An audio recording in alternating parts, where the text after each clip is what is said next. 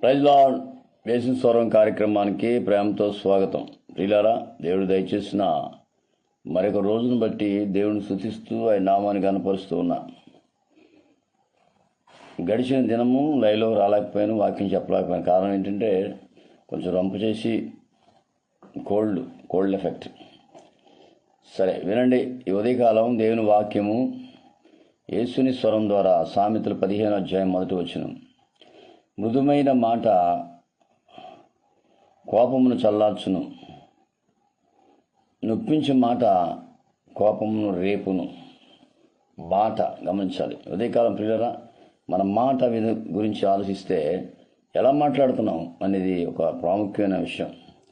చాలామంది దినాల్లో ఎదుటి వ్యక్తితో మాట్లాడేటప్పుడు వ్యంగ్యంగా లేదా వారి కోపం పుట్టించే విధంగా మాట్లాడుతుంటారు. మన మాట ఎదుటి వ్యక్తిని ఆకర్షించేటట్టు ఉండాలి. వాళ్ళు మరలా మనతో మాట్లాడాలని కోరుకోవాలి. ఆ మాట మనకు ఉండాలి. కానీ చాలామంది దినాల్లో నొప్పించిగా మాట్లాడడం, బాధ పెట్టే మాటలు మాట్లాడడం చేస్తున్నారు. నీ కుటుంబంలో నువ్వు అందరితో మంచిగా మాట్లాడితే, చక్కగా మాట్లాడితే, వినయంతో మాట్లాడితే నీ కుటుంబం అంతా నీతో ఉంటుంది. గర్వంగా మాట్లాడితే లేదా నువ్వు కోపం పుట్టించే మాటలు మాట్లాడితే నువ్వు కుటుంబానికి దూరం అయిపోతావు, ఇక అందరికీ దూరం అయిపోతావు. మాట చాలా ప్రాముఖ్యమైనది. యేసయ్య ఆ మాట మాట్లాడినప్పుడు వేలాది మంది జనం ప్రభు దగ్గరికి వెళ్ళేవారు. ఎందుకంటే ఆయన మాటల్లో మృదువు ఉంది. మృదువైన మాట కోపమును చల్లార్చేస్తుంది. మరి ఎలా మాట్లాడుతున్నావు? సామెత ఉంది, నోరు మంచిదైతే ఊరు మంచిదని. నోరు మంచిదైతే ఊరు మంచిది అవుతుంది. కొంతమంది ఎప్పుడు చూసినా వాళ్ళు ఇటువంటి వాళ్ళు, వీళ్ళు ఇటువంటి వాళ్ళు, వాళ్ళు మంచోళ్ళు కాదు, వీళ్ళు మంచోళ్ళు కాదు, వాళ్ళు చెడ్డోళ్ళు, వీళ్ళు చెడ్డోళ్ళు అని ఎంతసేపు ఇతరుల గురించి చెడుగా మాట్లాడుతుంటారు, చెడ్డగా ప్రచారం చేస్తుంటారు. జాగ్రత్త సుమా, ప్రతి మాటకి తీర్పు ఉంది. నువ్వు మాట్లాడే ప్రతి మాటకి దేవుడు తీర్పు తీరుస్తాడు. మన మాట ఎలా ఉండాలంటే ఎదుటి వ్యక్తికి రుచిగా ఉండాలి. మీ మాట ఉప్పు వేసినట్లు కృపాసహితంగా ఉండాలని వాక్యం సెలవిస్తుంది. కృపాసహితంగా రుచిగా ఉండాలి మన మాట ఎదుటోళ్ళకి. గమనించాలి, ఈరోజు అనేక మందిని పోగొట్టుకుంటున్నారు. కారణం ఏంటంటే వారి మాట బాగోక కుటుంబాన్ని పోగొట్టుకుంటున్నారు, లేదా సంఘంలో ఉంటే విశ్వాసులను పోగొట్టుకుంటున్నారు, బంధువులు పోగొట్టుకుంటున్నారు. కారణం ఏంటంటే విధానమే వేరుగా ఉంటుంది. ఇట్లా గమనించాలి. మృదువుగా మాట్లాడితే మనం అనేక మంది సంపాదించుకుంటాం. కోపంగా చాలామంది దినాల్లో గర్వంగా మాట్లాడేవాళ్ళు, కోపంగా మాట్లాడేవాళ్ళు, ఇతరులను ద్వేషించేవాళ్ళు, దూషించేవాళ్ళు, మేమే గొప్పవాళ్ళు అని చెప్పుకునేవారు అనేక మందిని పోగొట్టుకుంటున్నారు. పిల్లలు గమనించాలి. ఉదయకాలం దేవుని వాక్యం సెలవిస్తుంది, మృదువైన మాట కోపమును చల్లార్చును. ఎదుటి వ్యక్తి ఉన్న కోపం అంతా పోద్దు నువ్వు చక్కగా మాట్లాడినప్పుడు. గమనించాలి పిల్లలు, నీ మాట ఎలా ఉంది ఒకసారి ఆలోచించు. ఈరోజు నీ కుటుంబ సభ్యులు పోగొట్టుకున్నావు అంటే కారణం నీ మాట బాగోలేదు. సంఘంలో కొంతమంది పోగొట్టుకున్నావు అంటే నీ మాట బాగోలేదు. గమనించాలి, నీ మాట బాగోపోవడం వల్ల అనేక మందికి దూరం అయిపోతున్నారు. అందరినీ ప్రేమించాలి, ఆప్యాయత ఉండాలి, మృదువుగా మాట్లాడాలి. నీ మాట మృదువుగా ఉండాలి. అప్పుడు అనేక మంది నీ చుట్టూ చేరుతారు, నీ దగ్గరికి వస్తారు. గమనించాలి ప్రియుల, మొదట మాట. నువ్వు ఇంటికి రాగానే, ఎవరైనా నీ ఇంటికి రాగానే నువ్వేం పెట్టినా పెట్టకపోయినా, ఆతిథ్యం ఇచ్చినా ఇవ్వకపోయినా నువ్వు మాట్లాడే విధానం చూసావా, ఆ విధానాన్ని బట్టి మనుషులు నీ దగ్గరికి వస్తారు. ఇక నుంచైనా మాట సరిగ్గా మాట్లాడడం నేర్చుకోండి. చాలామందికి ఉన్న అలవాటు ఏంటంటే గర్వంగా మాట్లాడడం, అహంగా మాట్లాడడం. మనం ఎవరిని తక్కువగా అంచనా వేసి తక్కువగా మాట్లాడకూడదు. చాలాసార్లు చాలామంది చేసే పొరపాటుదే. మాట విధానం వేసే మాట్లాడుతుంటే వేలాది మంది వినేవారంట. ఒకసారి యేసుప్రభు వారు పట్టుకురమ్మని పంపించాడు. ఏరో చక్రవర్తి యేసుప్రభు బంధించి తీసుకురమ్మన్నప్పుడు వారు వెళ్ళారు తీసుకురావడానికి. యేసుని బంధించి తీసుకురావడానికి వెళితే ఆయన మాట్లాడుతున్నాడు. అప్పుడు అలా ఉండిపోయారు, బట్టలు చాలాసేపు ఉండిపోయారు. ఆయన మాట విని విని విని విని ఆనందపడిపోయి తిరిగి వచ్చేసారు.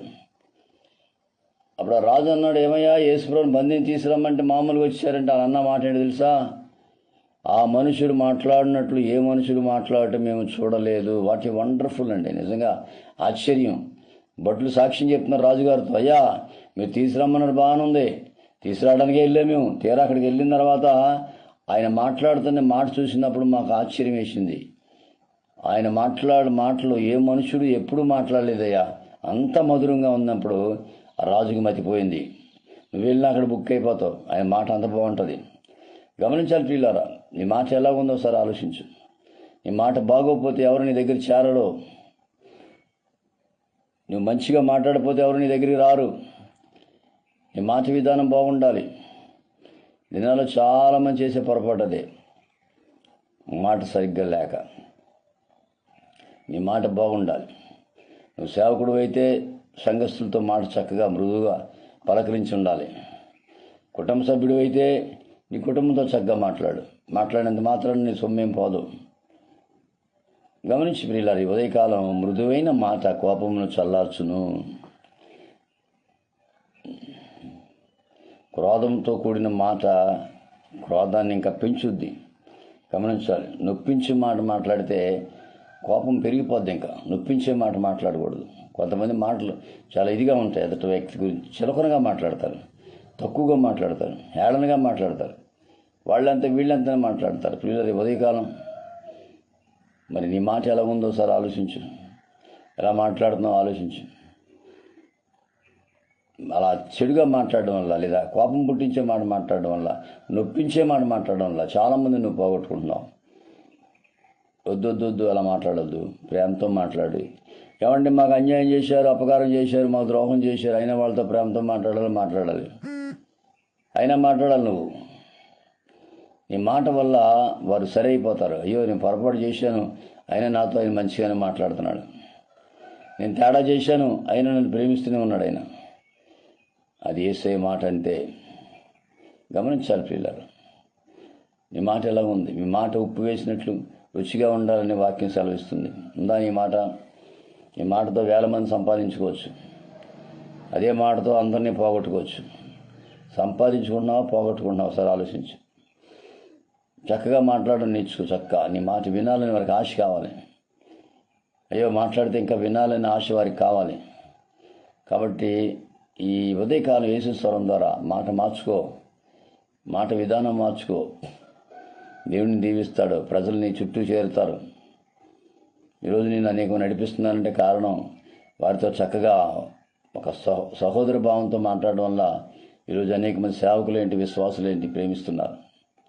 అంతేగాని నేను చాలా గొప్పవాడిని, నేను చాలా పెద్దోడిని, నాకు ఇది ఉంది అది ఉందని అహంభంగా మాట్లాడితే ఎవరు నీ దగ్గర చేరరు. అక్కడ ఉన్నవాళ్ళు కూడా వెళ్ళిపోతారు. ఉదయకాలం మాటలు వింటున్న ప్రతి దేవుని బిడ్డ, కుటుంబ సభ్యుడిగా ఇంటందరితో చక్కగా మాట్లాడు. నీ కొడుకులతో, నీ పిల్లలతో, నీ కుటుంబంతో, నీ భార్యతో చక్కగా మాట్లాడు, వినయంగా మాట్లాడు. సంఘ పాస్టర్వా, విశ్వాసులతో చక్కగా మాట్లాడు. వారిని ప్రేమించు, వారి దగ్గరికి వెళ్ళి వారి కష్టసుఖాలు అడుగు. నీ మాట చూస్తే అలా ఆశ్చర్యపోవాలి. ఉద్యోగం చేస్తున్నావా, నువ్వు ఉద్యోగం చోట చక్కగా మాట్లాడు.